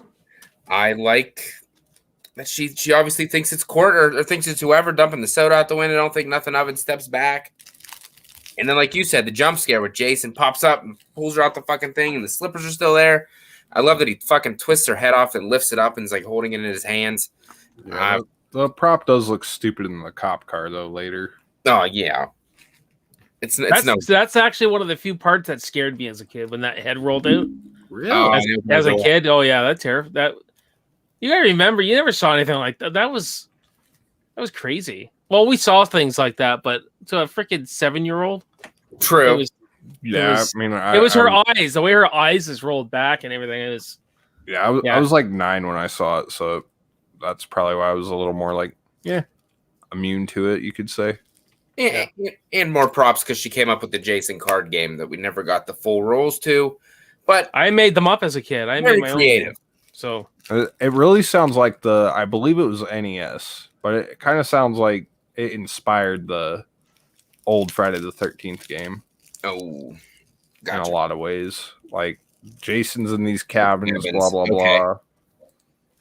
Which cabin is he in? That makes sense. Whoa. Gotta find him. So that was always kind of my thought there. It's a good point. Moving right along. Jason, number 4. all right, Matt. Paula, that's number 4. School me. I'm not going to school you. I'm just going to tell you my thoughts. If there ever was a Michael Myers like kill, this is the one. I'll tell you why. She puts the little girl to bed, calms her down. Jason's sitting there, and Jason's following her along, just like Michael is following Tommy along the fence line. It's exactly the same. Now, reel this scene in your head. While Jason's walking along, it's going dun dun dun dun dun. Have that theme in your head. He's walking along. It's suspenseful. It's moody, and it's atmospheric. There's the wind going. It's the whole build up, and it's the way you can tell Tom McLaughlin is more of a Halloween fan. And this that is Michael Myers, man. That falling, and then he's just gone. Then he appears at the door, and just imagine what you when he opens that door. Imagine this music now, dun dun dun. Like imagine if it's Michael doing that. How would you feel if that was Michael? If it was a Myers film? Don't ask that. That's not fair, man. You know, you really do raise a good point there. And personally, it's very well crafted. I like the idea of using the stalks bit there, but I would use that stinger. I would open with the stinger at the door. I can't duplicate it, but you know, whenever and it's another nice jump scare with the wind, and you kind of see it. But he comes in now. Maybe he has his hand on her throat, and you see that, and there's a tracking shot, and he just throws her against the thing, and maybe does something, then throws her out the window. I would have been okay with that too, but not seeing it, I'm fine with the sheriff coming with the blood everywhere. That just lets my imagination, like, oh my god, like, is there nothing left of her? That's what I'm thinking. Like, is there literally?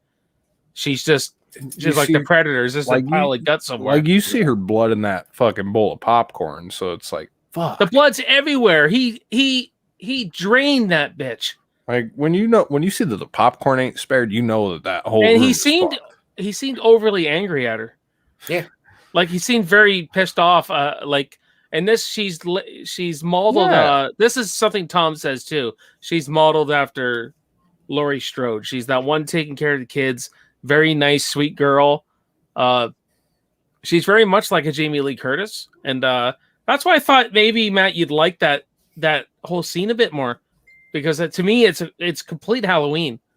Yeah, it's like Halloween a Halloween scene in a Friday movie, and I think that's why I like it. It's kind of, but Jason has stalked before. Number 3. Yeah. Remember, Richard Brooker was creeping around the barn, looking over here, closing doors. So it's not out of Jason's character. No. So, but I just love the following. I love the following along the, and just listen to Halloween music while that's going on. And I think it's. Then it'll jump up for me. That's why it's number 4. You do make a good point with that. Good job, Jay. Thank you. And we're on what, number 4? Number 4. Number 4. Stan, Larry, and Katie. The triple decap. Wow. This is probably ridiculously high for some people. I love the uniquity of the kill. Is uniquity the right word? We're gonna say it is. But I really like, again, because these characters are fun, and they were on for just enough time for this movie, and they met a very fitting end. Sure, it's unfortunate that we don't get to see the kill in all of its glory, but just the whole bit of them dropping down, and sure, at a glance, you probably are like, well, what the fuck just happened? But you know that they didn't make it out. And there's just something about it that's absolutely fucking phenomenal. Like they're just trying to fucking exist. They're trying to exist, get back to their day job at Forest Green. and they get fucking killed. Killed. They get kilted. Kilt. And I don't know. I just love it. The triple decapitation was very unique, and I don't know. It stands out to me as one of the better kills of the film. Obviously, yeah. I just can't express how much I have fun with it. Boogman wants to know if you're drunk. No. No, you know when Dan's drunk. He has done that on a stream before. I have witnessed it. I used to drink at every stream. Not anymore. I pull shit off the shelves. Like, yeah, I'm just suffering from a really long day. I've had like 5 cups of coffee all day, so I got you. I got it, man. That instant shit too, man. So I don't know what that weighed out to. My number 4, I got Nikki. Face Nice. being smashed in the side of the RV. It was cool. I got a little kind of once the face was going into the RV, it kind of reminded me of Nightmare on Elm Street when Freddy's coming out of the wall. I don't know. I'm surprised they even say that because I don't like Nightmare that much, but that's kind of what it reminded me of.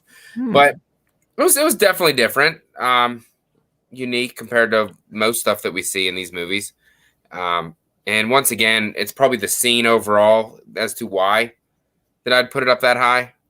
Just the scene overall is probably the highlight of that movie for me personally. I love the RV scene. So, and also I will touch on Nikki for a minute. When you see her getting pulled in the stretcher, that when they show the blood all over the sheet, that kind of gives you the imagery in your head of her face must be mangled. Right. If that wasn't there, I would probably be like, you just saw her face go into the RV. But the fact that there's blood on the sheet later on, that it kind of got fucked up.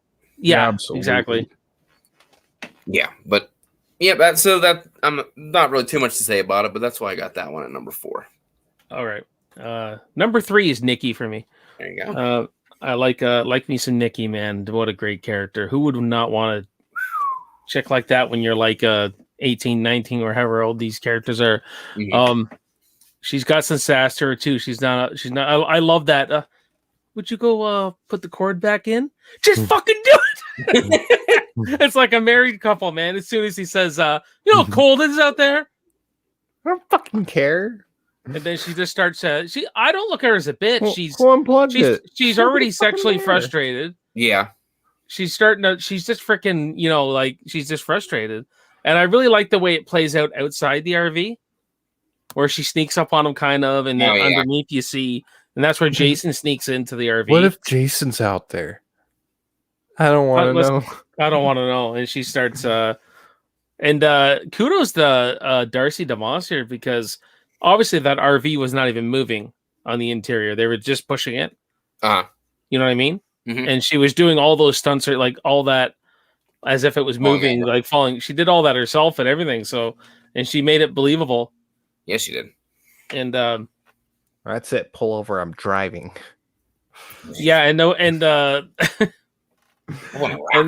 when he pulls her into the bathroom, let me tell you, an RV bathroom is not very big. So, and CJ is a big dude, so he would have. That was neat how they shot the overhead there and smashed her face in there. When I was a kid, I never saw her face. I never looked at it through the right angle. As a kid, it just looked like a bunch of crinkling happening. Until I was a bit older, and I said, "Oh, I see her face now." Kind of like one of those pictures where people, can you see this and this? I see lines. It's like you see or. But yeah, Nikki's excellent. It's an excellent build up to the kill and all that goes on, and it's just the whole scene. The RV scene's got to be one of the best scenes in the movie. No doubt. It's definitely iconic. Absolutely. Yeah, I went with Hawes at number 3, and I will say the top 3 is where I really struggled here.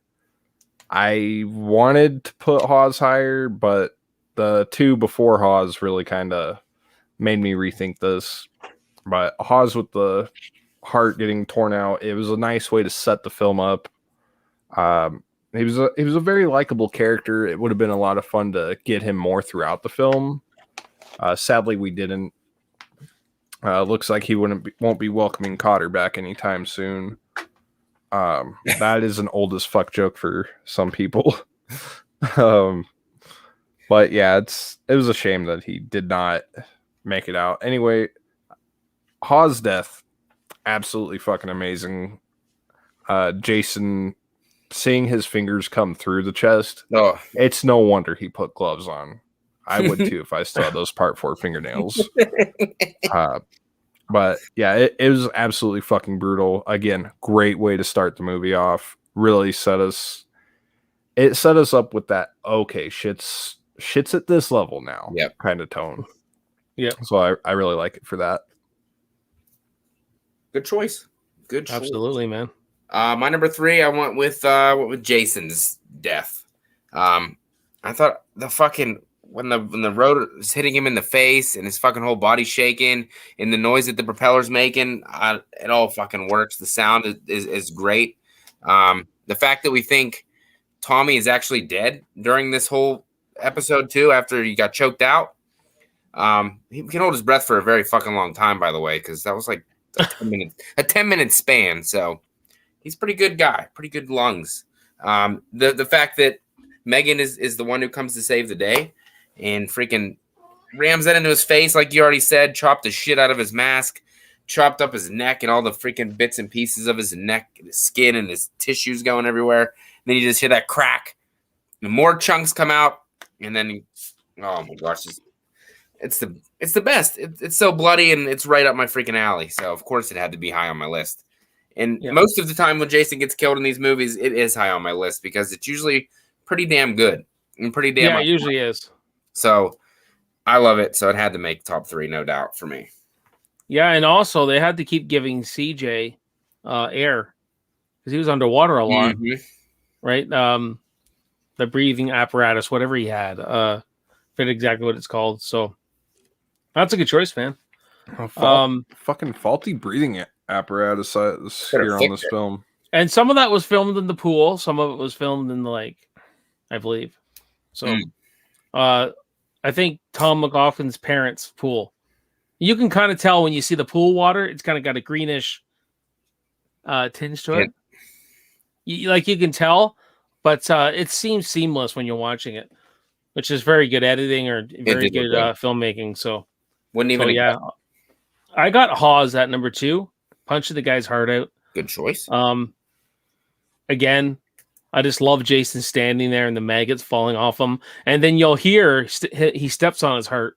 You hear a squish. That's Jason stepping on his heart when he turns around. Wow. Yeah, that's actually in there. And kudos to the guy who did the sound design because he went on to win an Oscar for The Matrix, I believe. Damn. So yeah, Tom had good people working on this film. This was a very well made film, like cinematically. There. But yeah, listen, you'll hear him turn around and he steps on the heart. He punches it out, probably throws it down or something, and he turns around and steps on it. You'll hear it, you don't really see it. Like it's like insult to injury right there. Shit. And it's Terminator crap, man. You know what I mean? It's like this dude's punching hearts out now. Beast. That's scary in its own way. I wouldn't be surprised if that opening in Terminator fucking inspired that. Oh, either would I. When he fucking pops that Dolph Lundgren looking motherfucker. Okay, so number 2, I got Darcy DeMoss as Nikki. It's one of the more creative kills of the film, and it's one that looks like it hurt a lot. And I never really paid attention to the bloody face in the body bag, and hearing that really makes me appreciate it even more. And again, I found that there was just a little more creativity and sort of over the topness going on with it that elevated it above Hawes's kill for me. Just really always liked that kill and was very freaked out by the sheer amount of brute strength that it would take to put somebody's face into that fucking wall and get the proper shaping of the face. You know, it's it would have to go through the mirror, and then it would have to go through a little thin piece of wall because I have a trailer, and then it has to go through 2x2 studs Oh, if her face hit the studs. So it's out of this world fantastical, and but it looks cool. It's what's cinematic, yeah. right? Damn, good pick. My number 2 is obviously your guys' is number 1 because nobody said it yet. Knowing me on this channel, I'm always the odd guy, so I had to put Sheriff Garris's death at number 2. Hey, at least it's number 2. It's fucking amazing. He folds him into a pretzel. He fucking puts the salt on him, and then he has a bowl of mustard over here. So it all works perfectly. Or he has cheese dip, whatever Jason's into at that current time. But, green chili sauce. But he put up a battle too. I mean, he shot him with the guns, hit them with the log. He put up a fight. He would have took him off with his fucking fists if he could. He put up a fight, but Jason, being this zombie Jason, who's fucking, he's even more powerful than before because Tommy told us that because he's smart like that. I mean, fucking, he bent him in half, dude. It looked amazing. The effects on it look fantastic. He does. But I just like something else better. So, number 2, and I'll let you guys explain why you picked it for number 1. I got Sheriff Garris. Like I like the turnaround. Like he's actually is a good sheriff. He is a good character. He comes around and he literally sacrifices himself. Mm-hmm. And it's just the sound design there, man. And they had it's such a simple effect. They dug a hole, and the sheriff stood in the hole, and he just lied back, and they had someone's legs, just another guy lying down with his legs lying down, and that's or they were fake legs or something. I can't remember. I'd go fucking head to toe with David Kagan, bro. And then he just had to go like this. Jason, CJ just had to lie him down, and push him. But they just added all that crackling and snapping. Sound design is everything, man. It really is. It really adds to everything that you're conjuring up, right? And we hear it crack, and he's got the rock and everything, and the whole Frankenstein thing when he's shooting him, and then he just plays dead. Then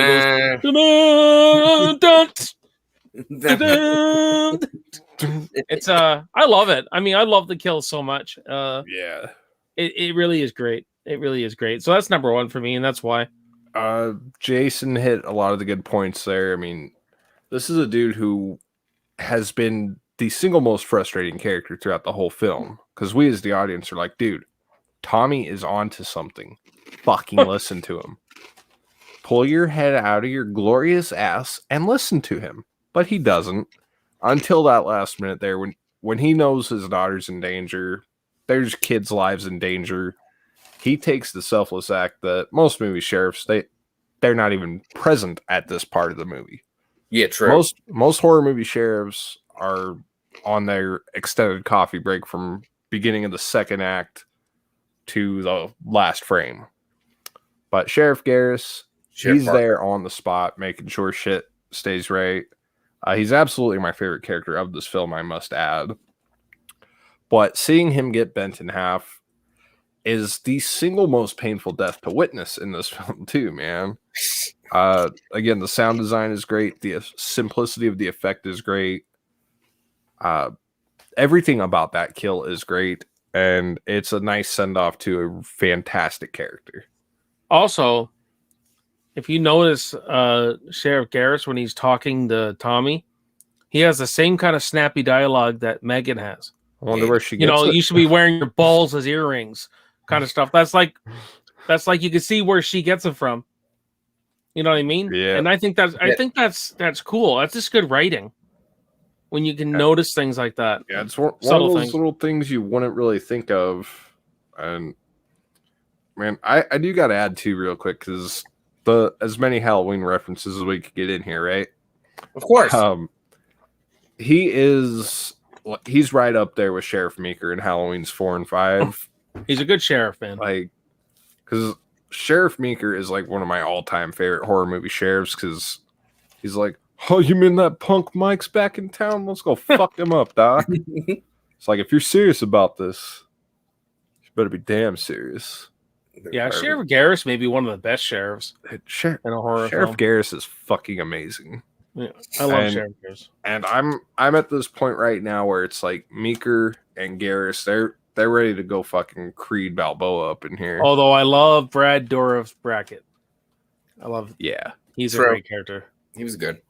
Like, I love Charles Cyphers as an actor, but his bracket, doesn't quite make this tournament bracket. He doesn't do anything. So Matt, you got it. It's Hawes for you, I'm assuming. Yes, it is. He fucking It's bloody. It's bloody. He rips out his freaking heart in the opening of the movie. I won't argue you having that as number one, man. It's What a way to start a movie. I mean, you get the resurrection of Jason, which is great, and then he punches a guy's heart out and holds it in his hand. And then now that you said that he stepped on it after the fact, that just adds another level to it that I didn't even know. And the fact that Hawes was like, my heart can't take much more. And then he fucking rips out his heart. And it's just so ironic. And of course it's bloody, and it's what I love. So of course I'm gonna like it probably the most. And it looked great. It looked fucking, the effects were fantastic. The atmosphere of that scene was fantastic. Like you said, the cemetery works. It looks fucking phenomenal. The grave site, Jason. Oh yeah, I did when I did my top 10 Friday moments with Goodreel a long time ago. The opening scene is my favorite Friday the 13th moment of the whole franchise. And it's still even more than the remake. I still love that scene more than the opening to the remake. I just love it. That's probably just the Universal Monster atmosphere and all that I really like. And of course, seeing a dead body, and Jason fucked everyone up in the remake at the beginning there, but just the fact of going to a cemetery and opening up and seeing that's just in the middle of the night. It's thundering. That's scary shit, man. That's the scary shit. I don't blame you there. So that's why you right up my alley. Blood, gut, heart. Yep. Fucking love it. Fucking love it. Back to talking about sheriffs. You know who's a really good sheriff? Sheriff Barker from Halloween 2018. Because, what are we going to do? Cancel Halloween. He doesn't give a shit about nothing. I'm just kidding. He's actually a terrible sheriff. I think he might redeem himself maybe in Halloween Kills, but we shall see. What I want to see real quick is fucking Brackett chew him a new asshole. That could maybe. Just tell him that might happen. Yeah, it might happen. You're a real fuck. You know that. I worked my ass off as sheriff to make sure that this shit didn't happen, and in a way, yeah, I kind of did.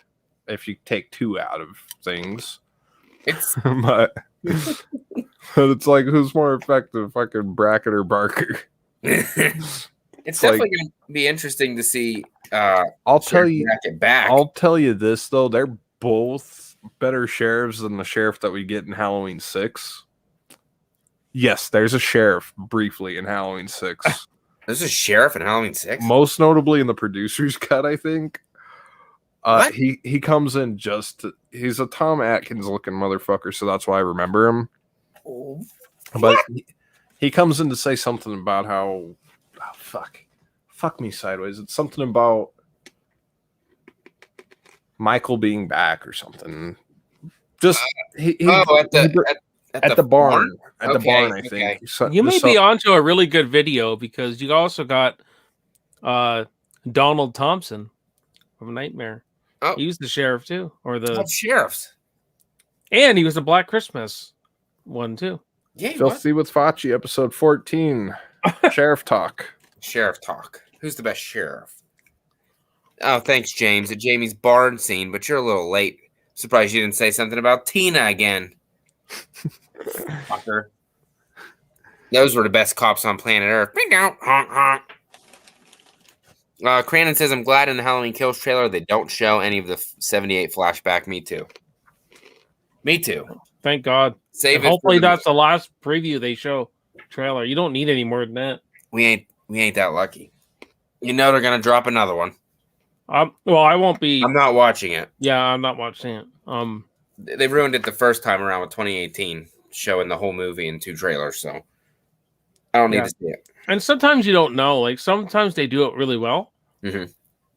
It's just like it's like when you haven't seen Annabelle Creation, have you, Matt? Probably No, not, I'm going to start the Annabelle movies here. Maybe I shouldn't say anything then. But anyways, when my wife and I saw that, there was something in the trailer that was supposed to be there. It was a plot they wanted to give away, but I never watched it. And so when we saw it, it's like we were the only ones in the theater who went, "What?" But it just had a better experience because I knew nothing about the movie. Mm-hmm. So, I think Annabelle. I'm going to start here shortly. I'm surprised. I actually enjoyed the Conjuring films more than I thought I would, to be honest. Yeah. The Conjuring 1 and 2 are really good. Annabelle Comes Home's good. Annabelle Creation's good. The rest are... But I got a soft spot for paranormal. I kind of like that genre. Yeah. So I like them better than most people like them. I'm the oddball who liked The Devil Made Me Do It more. But it is what it is. A lot of people liked it. The audience score is like really high. It's the critics score that's low. The Devil Made Me skip it. I liked it. I haven't watched it because I can't go to a theater yet. So, I was gonna. Say, only reason I watched it is because it was on HBO Max. I wouldn't. And it's like $25 to rent still. So really, yeah, that's what I really want to see Spiral, but it's still $19.99, and I don't want to fucking spend $20 to watch it. So I'll wait till it's $6 or $5 or whatever the fuck it's. But I hate having a review series that's not unfinished. Yeah, because I got to see it, and that's the only one I got to do. And I'm like, oh, I hate this. So I'm gonna get to it soon, since all of our crowd here is the same. For the most part, there's some Crandon Martin. I don't think I know. Yeah, Crandon. I know Red awesome. Rusty, but Crandon, you're awesome. Crandon, it amazes me how in the 80s we had at most 1 and 1.5 minute trailers compared to now we have 4 to 5 minute trailers. They do show a lot. Show a lot. Wait, what'd I do, Brett? Filthy. I don't know. The crying, laughing face? He's crying, laughing. What did I do? But speaking of that, Jay, what do you got coming up on your channel in the next couple of weeks? Oh boy, I'll be streaming most of the summer. Don't expect too much pre-recorded content, because I'm really prepping for the Rocky review series in September 16th. All right. And I'm really prepping it. I want to do it. This is going to be like I want it to go flawlessly. So, and I'm really prepping right now for the Friday the 13th award show.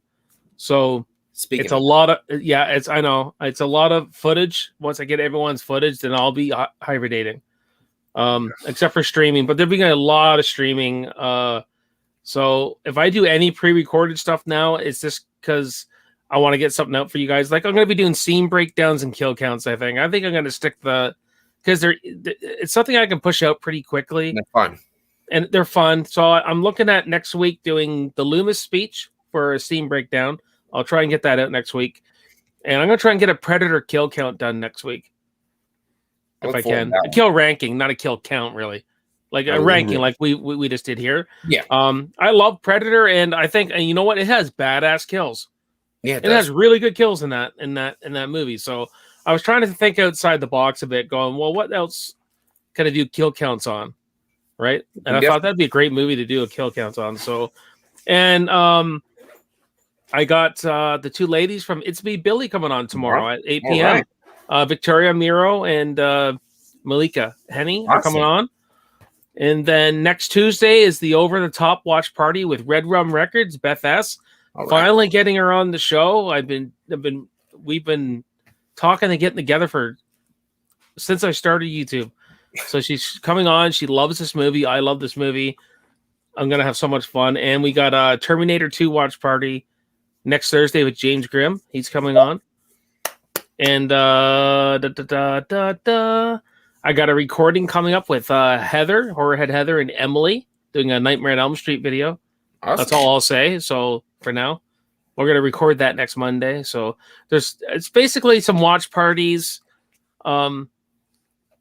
interview shows when I can get them in.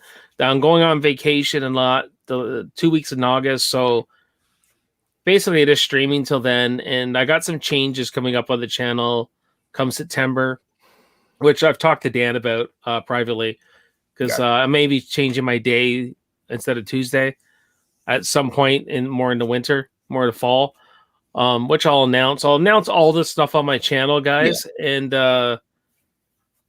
so I got a big Rocky review series coming up in September. Then after that's over, we're going right into Terminator review series. Yeah.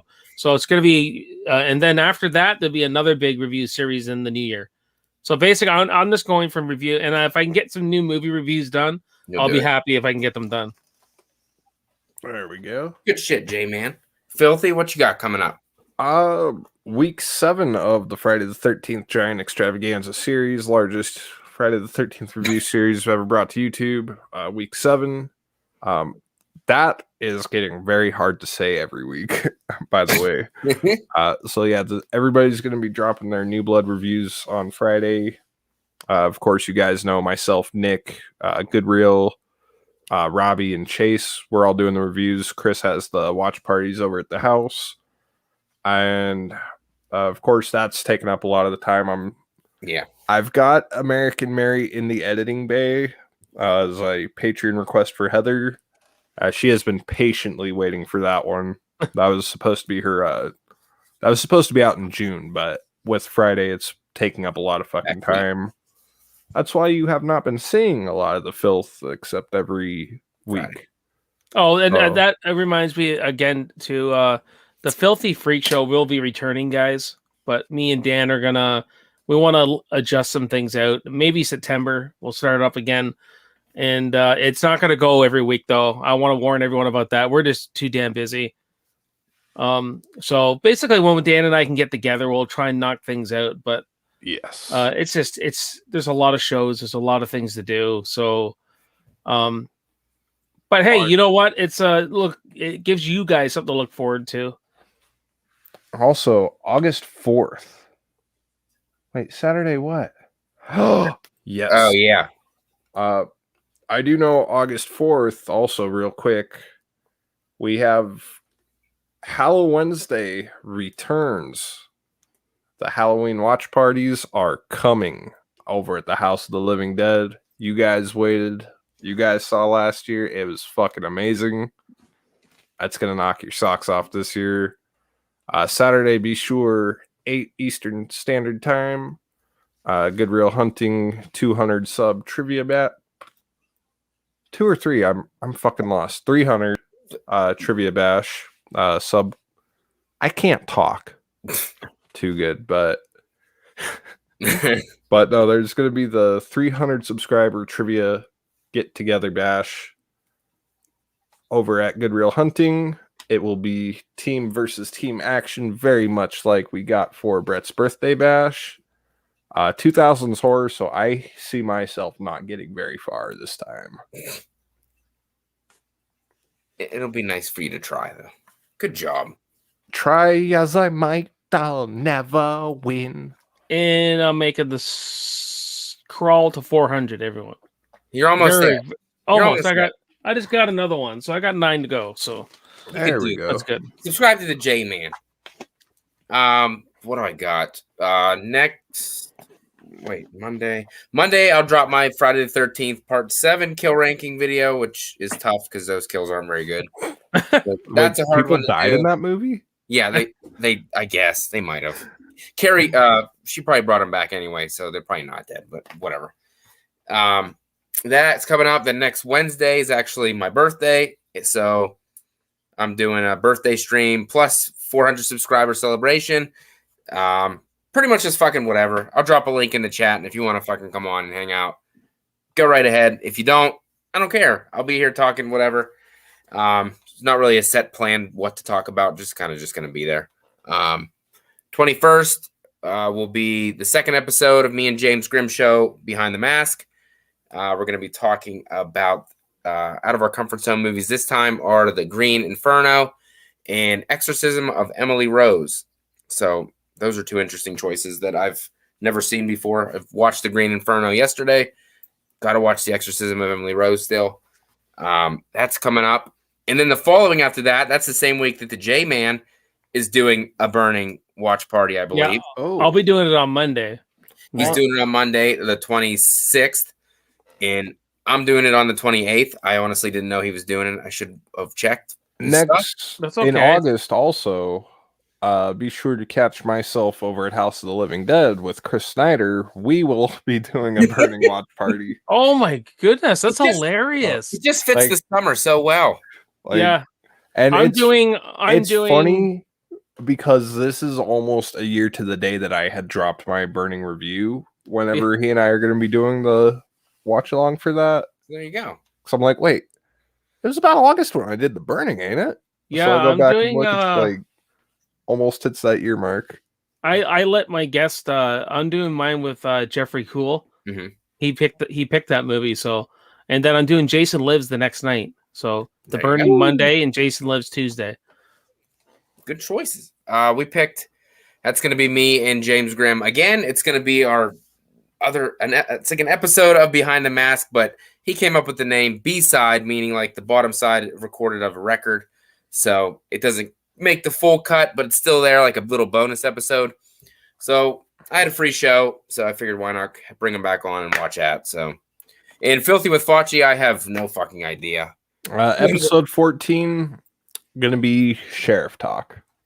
When I have no idea. I'll send you a note on that one, Matt, just so we know that is our next topic. That's our next topic, but when it's going to be, We don't know. will see. We'll talk about it. That's Well, great, man. But a lot of good shit coming from everybody's channels. The success we've been getting is fucking fantastic. People hitting milestones. Jay's going to hit a milestone here shortly. Guaranteed. Yeah, it's going up slowly, but it's steady. So that's all. It's all good. It's all good. I'll get there. We're having I'll fun get doing there. what we're doing. So it's I'm all having okay. fun. I'm having fun, and I've started to get people who are not appreciating, but have come to the channel who likes Stallone. So, I see. Yep. I want to start creating more of that content too. And if I can talk a Stallone movie, I'm going to. That's just my another niche that I really like to do. So there you go. Oh, James brings up a good point. Another episode of Filthy with Fauci is going to be favorite film from each year from 1980 to 1989. So we'll have to get that on the schedule. But there's just so much shit going on that it's fucking getting hard to do all this stuff within. oh yeah, it's crazy. We're like Kiss with the merchandising and everything. It's just everywhere.